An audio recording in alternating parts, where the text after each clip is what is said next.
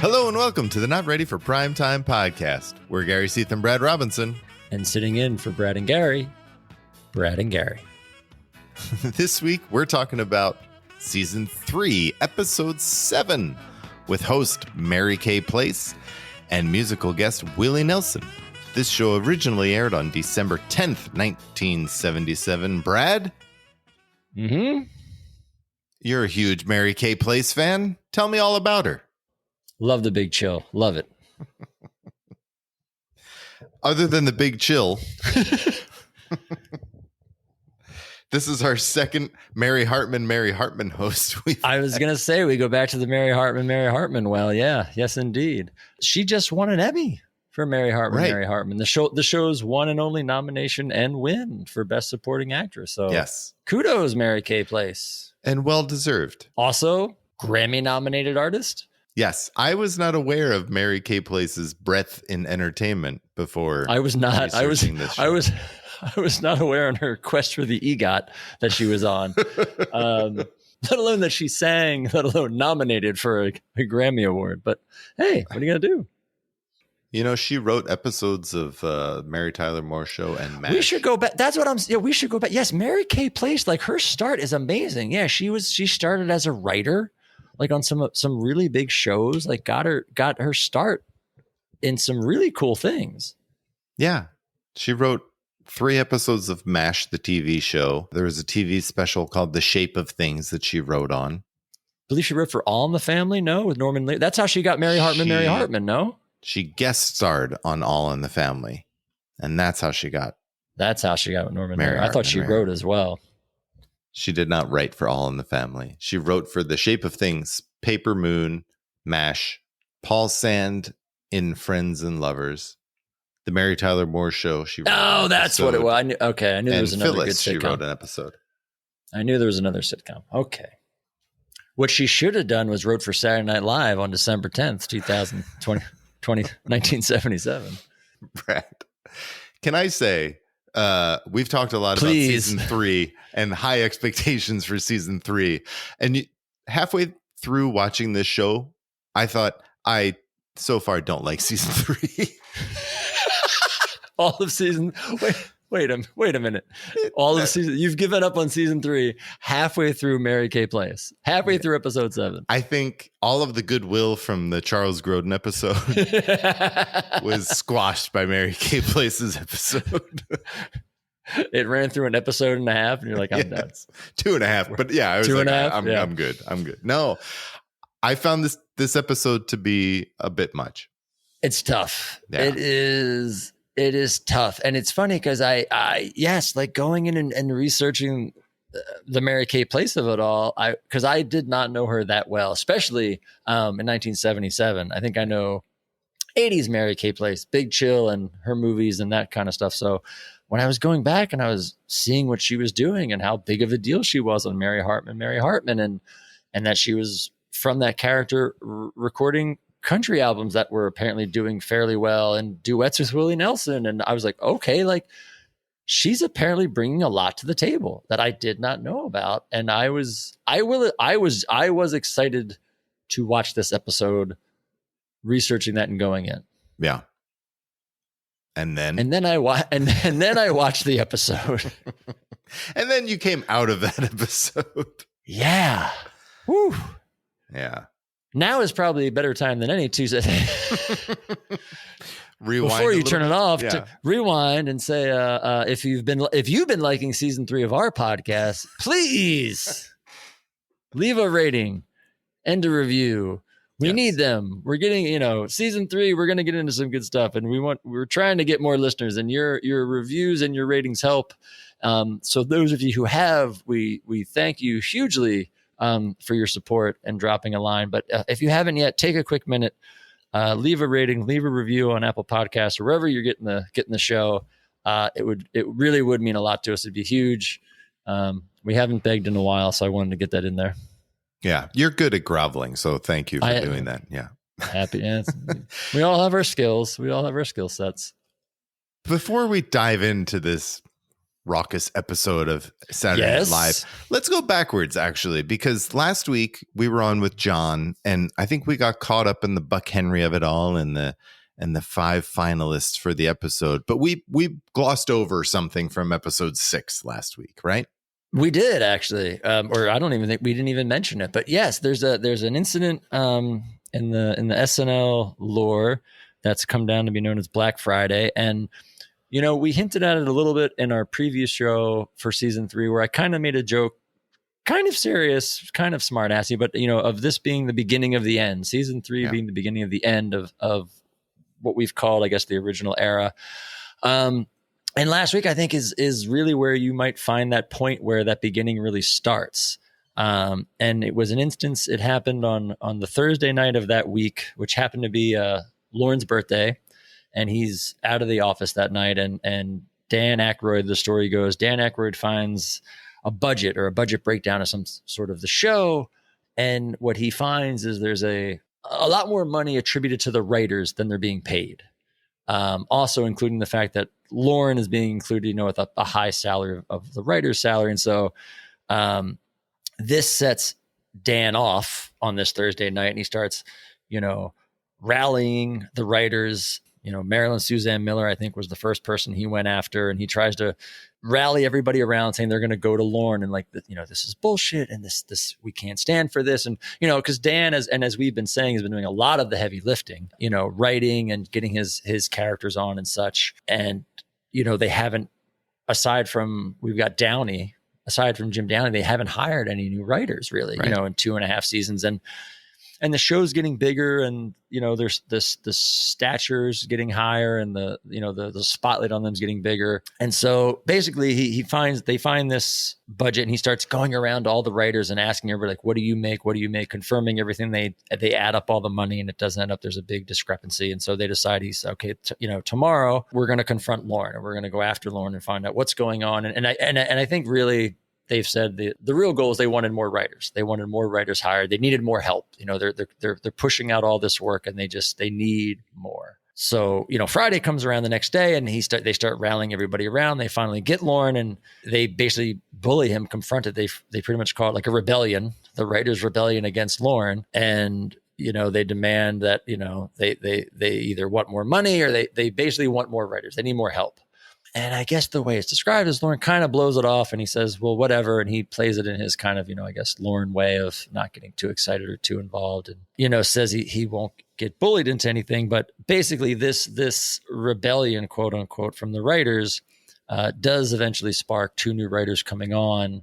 They're not on by this episode, but I think they might be on by the next. But this is what leads to the hiring of Don Novello and Brian Dole Murray. And so this is kind of the first real public, or not even public, but, known now factor of the show starting to turn on itself. The honeymoon is definitely over, and people are starting to turn on Lauren. I think he's called it like the loss of innocence, in the show. In the Hill and Weingrad book, they write like it was after this is when Lauren started locking his door. This was really, I think, the first time Lauren's gone on record of saying he was debating about maybe not coming back. The show might not be worth it. There was a magazine that covered the show during that last week that we referenced a few times. And there's an interview that Lauren gives. And at the end, he gives a quote where he says, when it's going real good, I want to do it forever, because these are the people I love, and this is what I do, and I think it's special. But when it takes every ounce of my strength to get it on, and there's nothing but resistance and nobody seems to give a fuck, then I want out. Because you can only give up your life for something greater than you. So far, it's been worth it. And so this is kind of like the beginning of the unraveling. And again, this is the point where I think John just about got finished shooting Going South, but now he's going to get ready to leave to do Animal House. So we've talked about the cast doing other things. The writers have kind of been going, have been bubbling up in their frustration. That finally overflows. So it's like, this kind of is the start of what we're going to see of the new SNL for the rest of season 3 and, 4 or 5. Right. And it's kind of a good time for all of that to happen, because in a way, with Buck Henry being there, it is kind of a known quantity that we've talked about before, right? So you know what you're getting from Buck and what he'll do for you, the show, across the board. He'll bring ideas. He's up for anything that anyone writes for him. He's happy to do it. And in that particular episode, he was guiding these 5 finalists along as well. So it wasn't a heavy show as far as relying on the writing to carry the show, because you had someone like Buck to do some lifting. But it's still, for that to happen on a Thursday into Friday, that's last minute. Yeah, that's last minute. And we mentioned last week, there were at least, what did we say, 3 or 4 sketches that we know of that were being rehearsed or went to dress that didn't go to air, including a Conehead sketch and including one dubious sketch that made it in this week. But I think it is worth bringing up, especially talking about last week and how we didn't, especially at least you and I didn't love that episode. Right. And now there was a big gap between that episode and this episode, almost a month, but like, there's not a lot in this episode. So like, is it burnout? You know what I mean? Like just like a long-term burnout, or just people not giving a shit anymore. You try to pinpoint maybe where that all starts. And I feel like last week that Buck episode, and again, to your point, it was Thursday. So maybe by the end of, it was already end of that week. So that episode was kind of in place, but it all overflowed. And now you've got these few weeks of transition of people upset and where things are going. And like I said, they're not hired yet, but you do bring in 2 big voices, and Don Novello is going to have a huge presence on the show. And to a somewhat lesser extent, Brian Dolmurray. And you don't see them this week, unfortunately. Maybe they could have used some fresh voices for this episode, but we don't have them. Should we just get into this episode?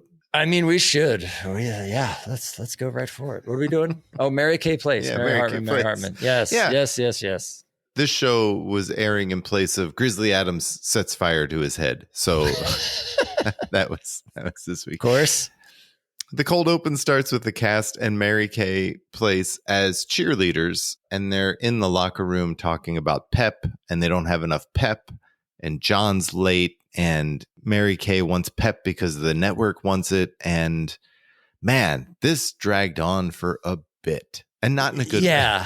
No, and because it's the cold open, I feel like you've got a little bit of what am I trying to, a little bit of, what am I trying to say?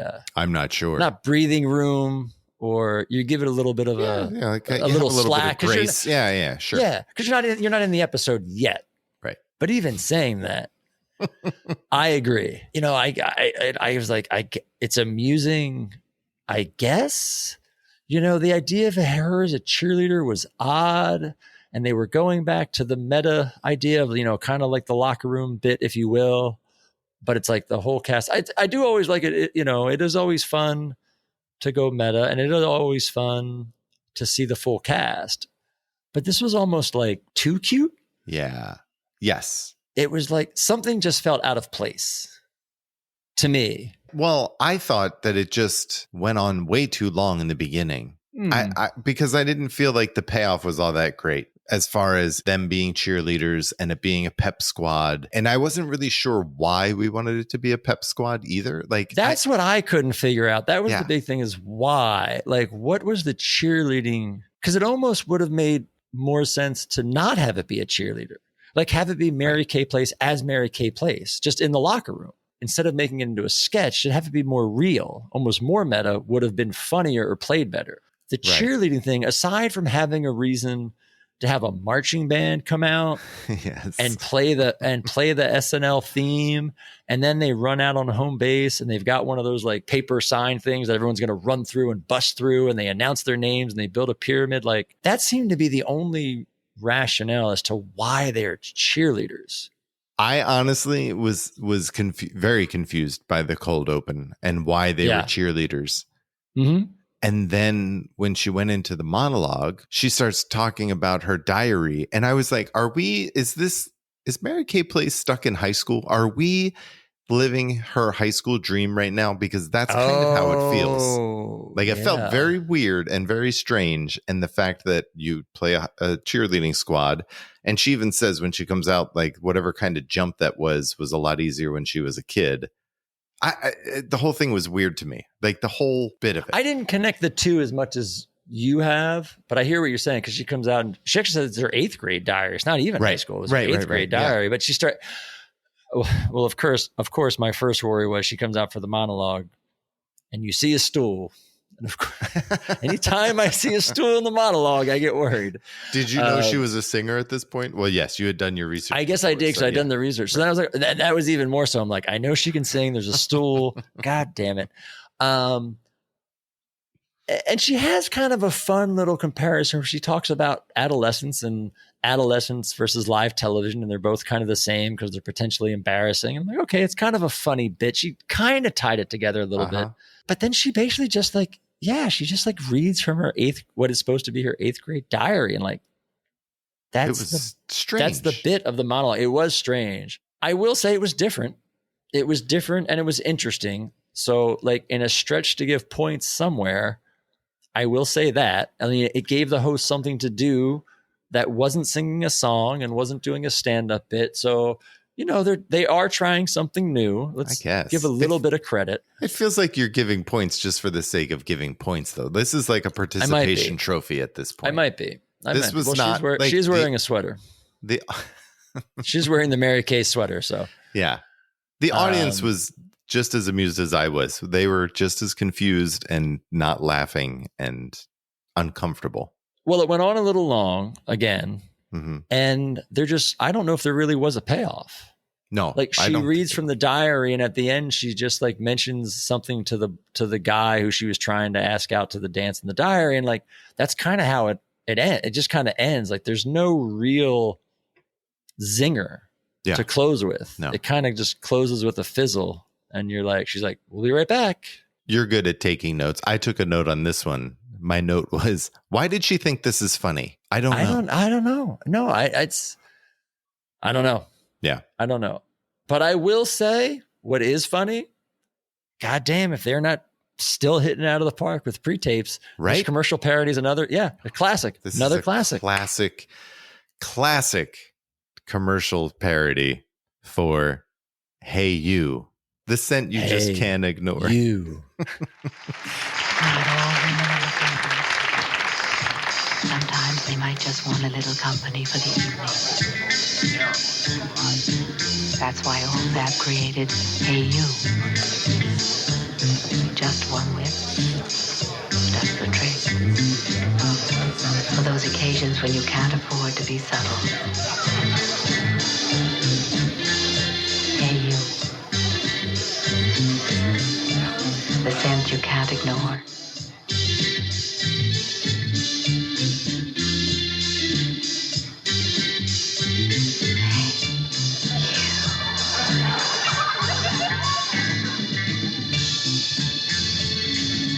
Hey You, for that special someone you never expect to see again.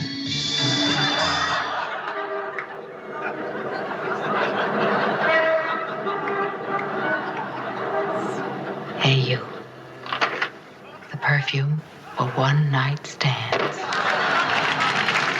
This is brilliant. Genius. And Ann beats Rosie Schuster. Home run. Yes. Gilda is wonderful in this. The whole, you see a cast of, you don't really know many of these people. I mean, Gilda obviously is your main player.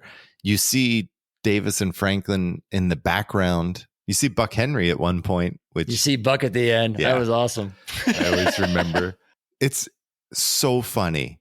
This is one of those high quality pre-tapes that we've seen. Yeah. They've got the better budget. They're doing nicer things. And this is one that has a great payoff. For those occasions when you can't afford to be subtle.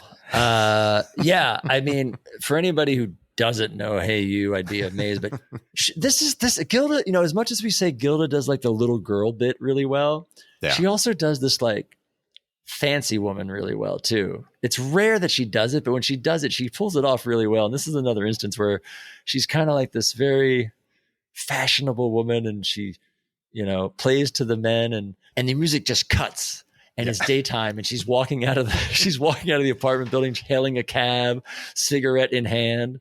It's and her again, it's Gilda stumbling and walking disheveled in the morning, and her hair scattered everywhere. It's just great. It's just so good. Yeah. It's so good. She's so good. That whole piece is just so tight too. Like it doesn't is. go on long. Yep. Yeah. Mm-hmm. It's great. Mm-hmm. It's great. Yeah. And like I said, it's another one. The production value is great. You mentioned they're at a location, a bunch of people you've never, it feels like a real commercial. This is, I think season 3 is the season where these are the times where the people started getting confused. Is this a real commercial? Is it not? Because it's not them in the studio in front of a green screen. It's shot and produced like a real commercial. I think the budget for these pre-tapes at this time was, I was reading this morning, like $10,000 to $13,000 per short. Wow. 1977 money. So like they had the money to make these look just like real commercials. You know, they had the time and the money and the budget and everything you needed. So it really goes to selling these things as like legit, really great commercial parodies. And this is another one that I would put this up like Little Chocolate Donuts, like Swill, all-time classic. I'd put it up against anything. This was one that when we were younger would always show up in Gilda's best of clips and reel. Gilda's best of, every best of, anniversary best of. This is always one you'd always see. Yeah. This was great. One you never see. That's our episode. Good night. Reel. Thank you. We'll see you next week when you see nothing else. No, one you definitely don't see on the clip reels of anything is More Insects to Worry About, hosted by Jane Curtin, with her guest Haskell Lack, played by John, who's telling her about the horrible things of the African lens beetle, which mates in your eyes. He's a doctor, Dr. Lass. Give him credit. He went to med school. Oh, yeah. I don't think he went to med school, but he's not that kind of doctor. Oh, I couldn't tell, to be quite honest. This is a talk show gone way off the rails, in my opinion. There were some funny things, but I don't know. Was there? Were there? The funny ants thing was where he was like, have you ever been laughed at by ants? That was the only thing that I was like, all right, that's a funny joke. I don't know. That's true. I did not like John in this. I don't think John, and it's funny, you know, so this is the one sketch we've mentioned a few times. This was a sketch that was written and performed and rehearsed for the Buck episode. And I have to imagine in that episode, Buck was the guest. Yeah. And then I can kind of see it. Jane and Buck, because they've done sketches in the past, talk show hosts with Jane and Buck, and they're pretty funny. I could see this playing better as Buck. I do not think John. It's just really hard for John to play straight, I think, is the problem. Yeah, it's really hard for John to play a straight man, and that's what this was. It's not him overacting or dialing it up. It's him just delivering a lot of straight lines, and the lines themselves being the joke, and they just didn't hit. Unfortunately, I don't know why they would then cast John to replace Buck in that role, right? Because I don't know why you cast John, and I don't know why this is your first sketch of the night either. Well, that's the big that is ballsy. That this is the first thing you throw up at night. Oof. Let's come back to that at the end of the night, and then you tell me what was better. But but as far as playing the straight man, right? Dan can do that. And I feel like something in this realm where you're talking about weird bugs and stuff. Yeah. That kind of plays into Dan's strength. I wrote that down too. Like maybe Dan could have saved this. If you had Dan as the guest, maybe that could have saved it a little bit better.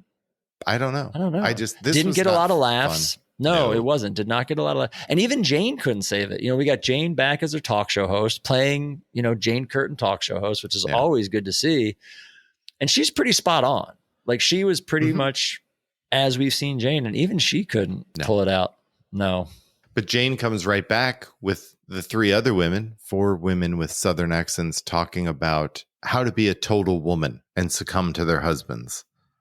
And Mary Kay Place is kind of leading this discussion and telling them all what they've done right and wrong in their succumbing to their husbands.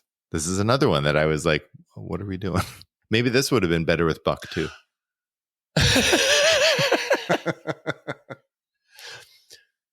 Buck is the husband who comes in when John, because again, John comes in playing the one husband. Buck is one of the women. He would have been Buck is one of the women? Yeah. I mean, this would have been better as your first sketch, I feel like, because everything you said, but there was an amusing part of this sketch at the end where they get up and they do a bit of role playing. Uh-huh. And, Lorraine puts on a hat and she's playing the husband, and Gilda takes off her very conservative dress getup, whatever she's wearing. And underneath she's wearing like a negligee, and like they do a little role playing husband and wife. Mm-hmm. That was fun. Mostly because Lorraine was just really good at playing a woman, playing a man, and having a lot of fun with it. You just tell Yes. She was enjoying it. And like Gilda's like doing everything she could to not break. And I did enjoy watching the two of them. It was fun to see that. And seeing all the women in a sketch together. I feel like it's very rare when the three female cast members are solo in a sketch together and not singing, like not a song sketch. Right. Yeah. And I feel like we don't get that a lot. Yeah, other than Lorraine and Gilda's little shtick they had, there's not a lot in this. And it took a long time to get there to that shtick. Yeah, that's the end of the sketch. Exactly. That's the end of the sketch. It was rough. I don't know what else to say about it, but it was not great. Mm-mm. Well, let's talk about Willie Nelson then. Willie Nelson comes on to sing Whiskey River. Yeah. I'll tell you, my first note on Willie Nelson was, that guy doesn't really look much different 50 years later. No, I should. Yeah. I did want to look at, like, he looks old, but he also looks old. Like this is like Willie Nelson 80s and 90s Willie Nelson. Yeah. Like he has not changed. Yeah. No.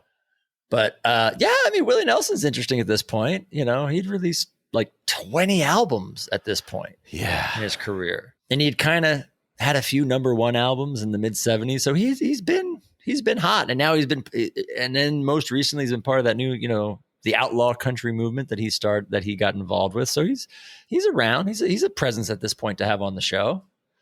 1976, he had country's first platinum selling album, Wanted the Outlaws with Waylon Jennings. So he's kind of a big deal, country or not. Yeah. I mean, he is a big deal at this point and still to this day. Yeah. And it was fun to see him kind of in his prime, as it were, playing live. Like, he sounded great. I didn't know this song, but I enjoyed it. I thought, it's kind of cool. I dug it. At least and then he plays two songs. I got to give him credit. He rolls right into a second number. Oh, that's right. Yes. Yeah. That I liked. I liked him. Like, he's kind of like, screw it, I'm going to do two songs in a row. He was good. He was fun. It was good to see him at that point too. And he's got a connection with the show. We'll probably get into it later episodes, but when Dan and John started doing the Blues Brothers and started workshopping the Blues Brothers into an act, they used to play bars and play shows with Willie Nelson, and Willie Nelson's band would back them up. So he definitely had a connection with the show, which probably, between that and the Mary Hartman, Mary Kay Place of it all, it is a fun musical guest where he has connections to the people on the show, and like, why is he on this episode? Right. It makes sense. Not sure that Weekend Update made a whole lot of sense this week, though. God damn it. I mean, you're right. I'm not, yes. You mentioned already sitting in for Jane Curtin is Jane Curtin. There's not a whole lot there. It's just a lot of okay jokes back and forth between Dan and Jane. Lorraine comes on at the desk eventually, still doing the correspondent voice, but at the desk this time, talking about lie detecting and facial recognition of lies. And then Bill comes on as Eric Severide, I think is how it's pronounced. Yeah, who's a real person. Yeah. And from what I can, again, I don't remember the person and know that well, but from what I've looked up, apparently he does a pretty good job of impersonating this guy. So another like timely impression that may not last now, but I think at the time played better. Yeah. Well, you could tell the audience really liked it. So I thought, they did. This is a good impression because the audience bought into it. Yeah. I mean, we wouldn't know because he was retired before we were born. It was good to see Bill, though, not in his Bill Murray movie or play review character. Doing something different. Sure. Yeah. Yeah. But I kind of like the Garrett bit. They do a joke with Garrett Morris dressed up as a bellhop, and he comes out and you see this. And then I was like, how did it take this long to do this joke? But Garrett walks out as a bellhop and he's yelling, "Call for Garrett Morris." Which is a play on the Philip Morris. Used to be "Call for Philip Morris." So it's a Philip Morris reference joke that was popular in the 50s and 60s. And so, but it's just funny that like it took this long to make the Garrett Morris joke reference this far into season 3. But so I thought that was kind of funny. And Jane actually played it off pretty well because it comes out of nowhere and Garrett walks off stage and then Jane kind of has this confused look as like, what the hell's going on, which I thought played well to it. But yeah, I think, did they finally nail an exit? I don't know if they nailed it, but they definitely better than it has been. Yeah.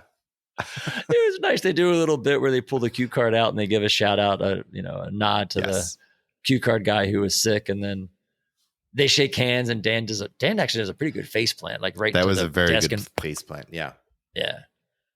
I one good thing I got to say is, I don't know if you noticed it. They finally gave up on the backdrop behind them of like putting like the full screen photos behind. So like all it was behind them was the blue Weekend Update logo, which I like. I think it really helps with the vibe of Weekend Update. I think it helps keep you in Weekend Update a little bit better and you're not being taken out of like, what the hell's going on? I did notice it and I did like that as far as it did make Weekend Update feel a little bit more like what we know Weekend Update to be. This is what this episode has come to. I'm sorry. It's true. It's sorry. True. Because they definitely didn't nail the next piece. No, because then you have sketches like the next one. Married in a Minute. So this is a very long, drawn out. This is supposed to be like I honestly zoned out. Is this supposed to be like a 50s movie type thing where 4 women move to New York and they all get jobs and married very quickly? And they get jobs or men. Everything falls in line for them, very conveniently. Right. Yeah, in like a 50s Hollywood-esque storyline that would only happen in a movie. Yes, basically, exactly. Yeah. So the 4 women, Mary Kay, Lorraine, Gilda, and Jane, play women who move to New York, and then literally shit falls into place for them. So they get a hotel suite. They find $1 billion. They all get jobs. They all get husbands. Honestly, the only thing I wrote down from this was, what am I watching? Funny you say that, because my main note in this, and I had to bold it so I didn't lose it, was, what in the hell is going on with this episode? Yeah. This is the sketch where I was just like, what in the fuck is going on? Like I can get 1 or 2 sketches. I can get a bad Weekend Update, but like we are just missing on everything. Yeah. And I don't mean like, I understand I understand the idea and it's just not working. I just don't understand what the hell is happening. Yeah. I mean, I kind of tangentially understand the premise, but even that, it's like I said, I thought I zoned out, but I don't know that I did. I think I definitely did, because this sketch is just so out there, and like, yeah, they're like, they answer the phone and they're looking for the lead actress of their play backed out, and can you come in tonight and cover? And they're like, yeah, and then they all talk about this. No, don't explain this. I don't know. Bill Murray's like the prince of something. Tom Davis comes in as his father. It's so. Yes. I mean, it is. I mean, it's another one with the whole cast. Yeah, sure. I guess that's good. Like everybody's in it. Garrett's wearing the bellhop uniform, which like maybe that's what it was. Is like it's like after dress, and they realize Garrett's in this bellhop uniform for the next sketch. Like shit, just throw him in Weekend Update.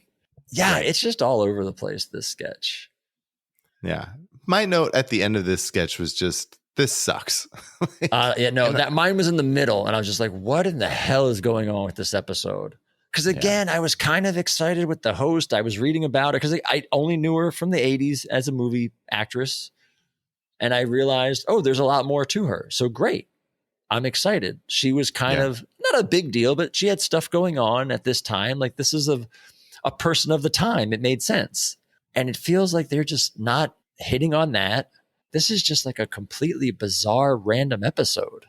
Yeah. With nothing working. And there's something to be said that I was super excited to see Andy Kaufman come on next. And the fact that he did not speak one word of English did not bother me at all. Yeah, I'm intrigued your take on this. So he comes on and plays the bongos, and he's just singing nonsensically while playing the bongos. And then he does an entire stand-up routine nonsensically. Zebene ko sevet vashanavele ke sibile ko. Ibida. Zemanos evet abaloko sevele ke diaba ibitana bo sibine ke jobo bedalo dunde bele tombele de bom dibeta da bo de ke. Ibida do beda ko dobo. No. As a bole ke se ezebada tu sibile ke diaba umbele bombele de bola ke diaba do se de ba diba. Enya manya ko deve. Huh? Ibida? Brings a woman on stage from the audience and does this whole entire, this felt long, right? This was, I don't know. I think in actuality it was long, but it didn't. Yeah. I will say it didn't feel long. No, because it was sitting interesting. there looking at my watch. Yeah, exactly. That's what. Yeah, I agree. Yeah. Look, I love Andy Kaufman most of the time. And I think this is one of those things where I was like, I was really into him playing the bongos because I find it fascinating how well he plays the bongos and just makes songs out of this gibberish. I thought it was great that he did this entire stand-up routine without saying one word of English, and you got the idea of like where he wanted the laughs to go. Mm-hmm. And then I just felt like, okay, let's switch to something else. Like I got to a point where I was like, okay, Andy, like let's go somewhere else. I enjoyed it still, but I think I was just in such an ornery mood from the rest of this episode that I wanted something more. I was expecting something more from the guest appearance of Andy Kaufman than I was the rest of the show, because I kind of felt like this was my only hope. Interesting, because I think I had the inverse reaction. So I don't love the bongo routine. I don't know why. It's a very cliche is the wrong word, but it's a very Andy Kaufman identifiable routine. It's one of the famous ones. I've never liked it. I don't love it here. But then, like you said, he finishes the bongos where he's doing the bongos and singing in gibberish, and then he does stand up, and he's basically doing crowd work. And I gotta say, he is really good at this bit. I did laugh. He pulls the woman on stage. You gotta wonder. I don't know, like, was she in on it? Was she not? You never know with Andy Kaufman, which I got to say is part of the thrill. You don't know. Right. But he does this bit where he brings her on the stage and he lays her down on the ground. And with all his gibberish, he's motioning to like get her up. So you don't know like if she even knows what the hell is she's supposed to do, but she finally gathers that he wants her to sit up. This was funny. And so she starts to sit up and he pushes her head back down to the ground. That's so good. Yes. But you really have no idea what's going on. And that is what's really fun and exciting to watch, which in contrast of what you kind of were saying to the rest of this episode wasn't there. Right. This was interesting. It was fresh. It had that level of, you don't know what's going on. The energy that he has is just amazing to watch. Just to watch him solo by himself for however long it is, 5-6 minutes, command the stage and do all of this is an amazing thing to watch, whether you quote unquote like what he's doing or not, which for the first half and near the end I did not. It was just great to watch. And I gotta say, all in all, I'll take it. It took me a little while to come around, but after all that's said and done, for me, probably one of the most enjoyable performances I've seen him do on the show. Yes, and I think the most enjoyable performance of the night. Well, that hands down, yes, yeah. I agree. I enjoyed it. It was good. It was good to see. Yeah, I agree. Were you happy to see Leonard Pinth Garnell for Bad Musical next? I was. When are you not? I mean, I love the bad sketches, so I would. And again, this has been a rough episode, so you're like, all right, I'll take it. This is Bad Musical. It's a musical about the life of the man who invented the microscope in Holland. John plays the husband. Ben Franklin? Yeah, looks just like Ben Franklin. He looks just like Ben Franklin. Yes. Mary Kay plays his wife. Bill, I don't know who Bill plays. I know is someone named Amstel because they were near the Heineken factory. And he just comes on and says, let's have sex. This is a typical bad sketch. I don't think it was one of the stronger bad sketches. But again, you get a lot of the cast and a lot of people involved in this sketch singing. Kind of went nowhere. Yeah, they're really going all out with the bad sketches this season, right? Like they're all having big cast, big sets, big costumes. Like they're really Yes. trying to sell the bad sketches, which I do like. Dan had a good part in the intro where he says it opened and closed in 2.5 minutes. That was a good line. Yeah. And he's got a painted mustache for Leonard Prince Garnell. They got a little mustache painted on. Yeah. Would you like you said? I think that's like the end of your good comments, right? Is they had a little mustache painted on Dan Aykroyd. Man, that was good. That's about it. Yeah. It's you know what it is? It's such a fine line, these bad sketches, where they need to be bad. Like it's the whole premise of the sketch is to be bad. But how do you do bad and be good? Like remember the Swan Lake one or whatever? Like they were so bad, but it was really funny because they hit it well. Right. This one, it's supposed to be bad. Like the lyrics to the songs of this musical are bad, but that's the point of it. Yes. But somehow it comes off as bad and not good. But I if that makes any sense. Yes. It kind of feels like you either need to have bad lyrics and good singing or good lyrics and bad singing. Like you can't have bad lyrics and bad singing. You don't need too much bad or else it's just dumb. The Swan Lake thing, like the premise was silly, but it wasn't like a bad premise. The dancing was what was bad about that. This one was kind of all over the place bad. And it just felt like too much bad. There's a lot of bad. There's a lot of bad. Including Grammy-nominated artist Mary Kay Place. And Bill, like you mentioned, Bill comes on and says, like, let's have sex. It's almost like, not that Bill tanked this sketch, but like Bill was bad in a bad way. And that just kind of brought, almost like, again, like as we're talking it through, it's like, because Mary Kay wasn't bad. She was actually, she's singing a bad song poorly, which is her job.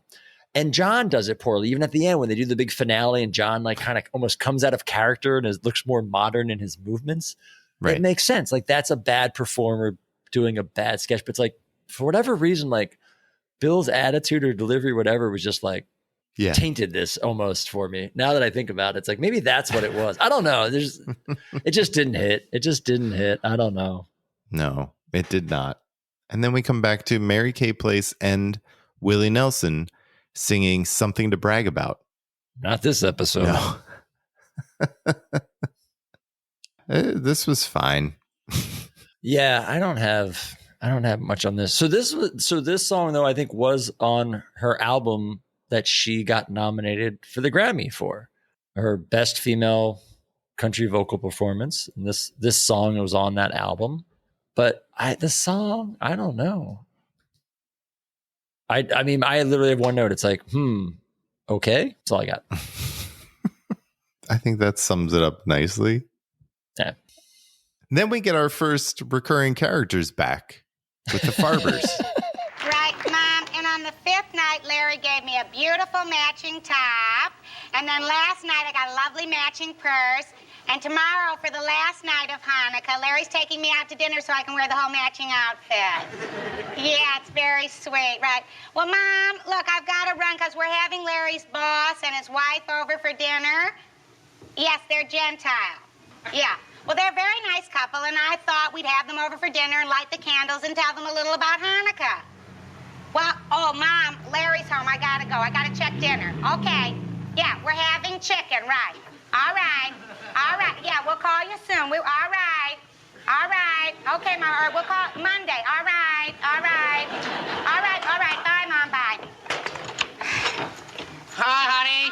Boy, am I The Farbers are having Larry's boss, Bill, and his wife, Bev, or Beverly, over for dinner. Bev, Beverly? Yeah. Beverly. They're coming over for dinner, and it's Hanukkah. And so Bobby wants to tell them about Hanukkah and light the candles. And then we go to a reenactment of Hanukkah with John playing Judah. And then they tell the story of Hanukkah through John with Garrett and Bill and Al Franken. Schiller's, Weibel, Neil Levy. It's classic. Put all the writers in a sketch. Yeah, they're all there. Danny's in there. They're all in there. Danny as Chanukah. Yes. Yeah, this was a Farber sketch, so you got a recurring character, I guess.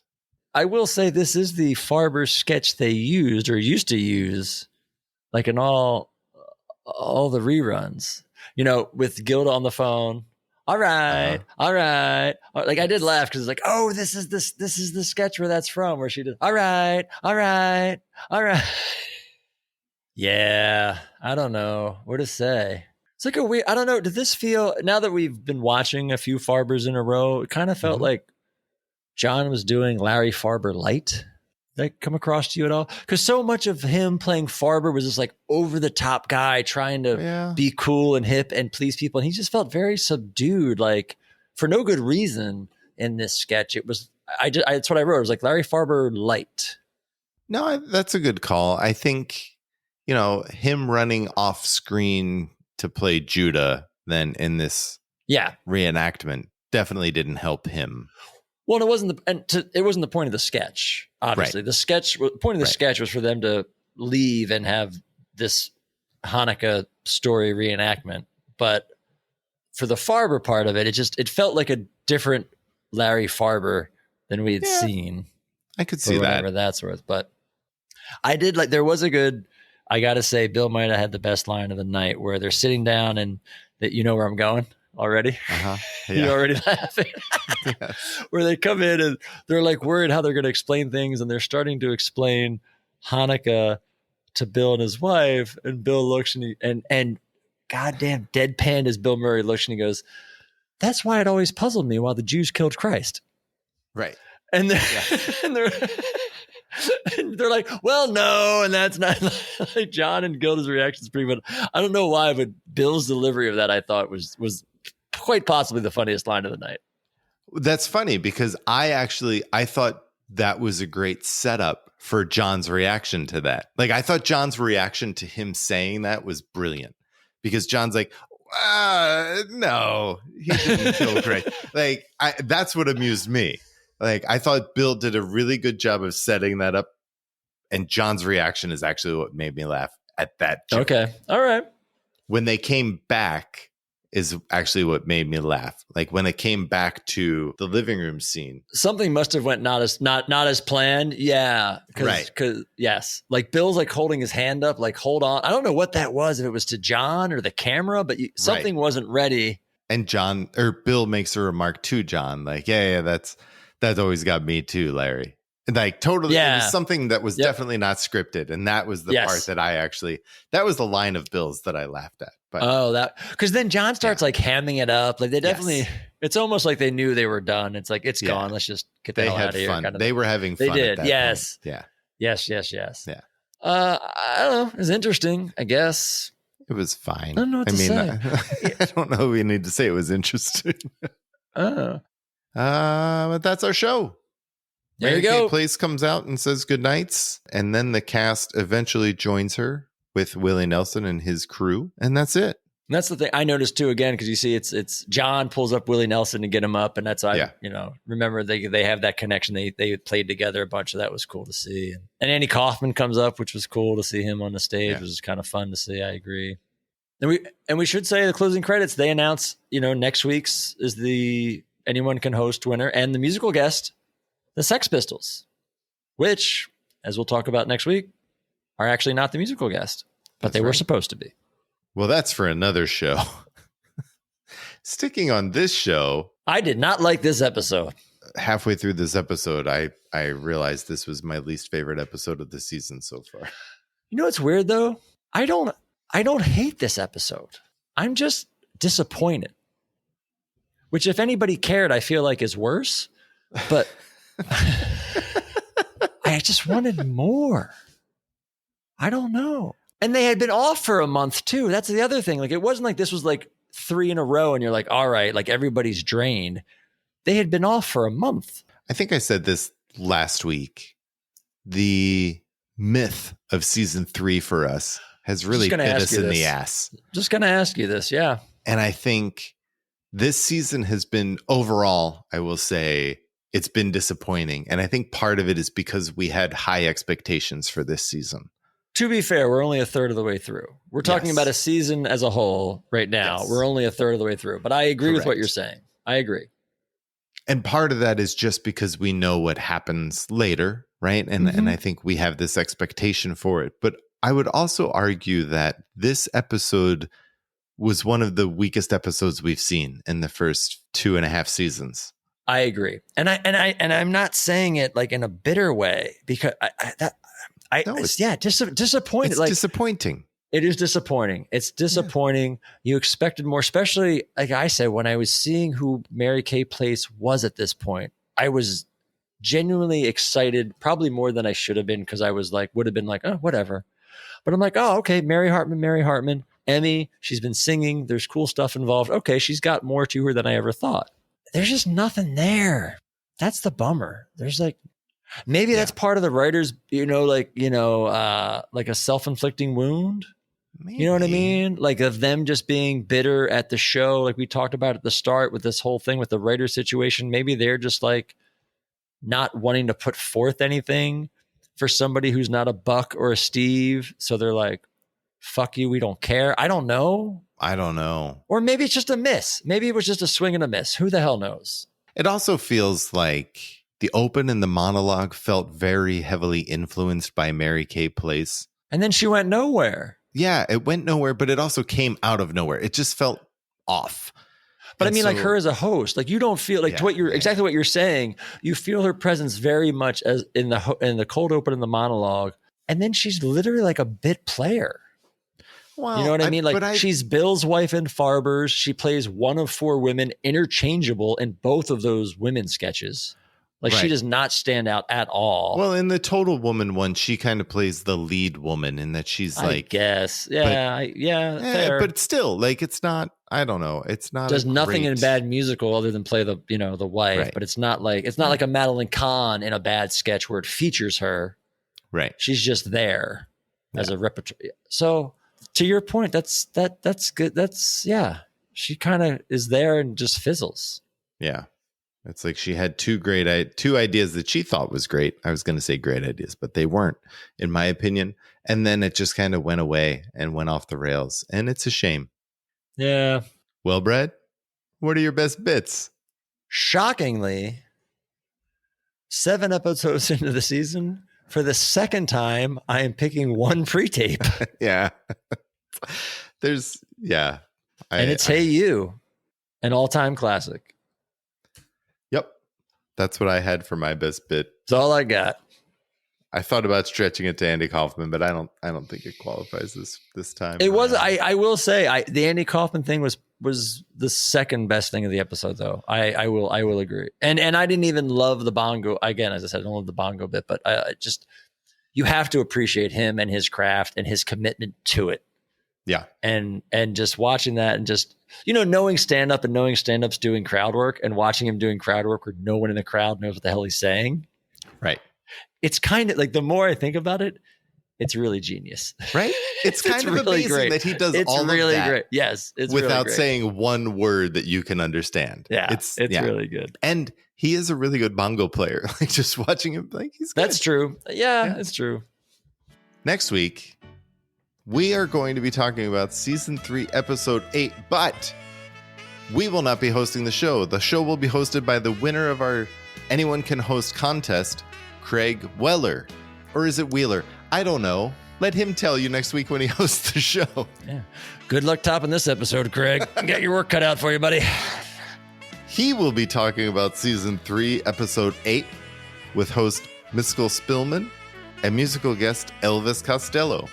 Not the Sex Pistols. Not the Sex Pistols. I'm sure he will tell you all about it. That's on him. Until then, good night and have a pleasant tomorrow. And have a pleasant tomorrow. The Not Ready for Primetime podcast is a 2 Pints Productions production. Please rate and review. Thank you for listening. We'll see you next time.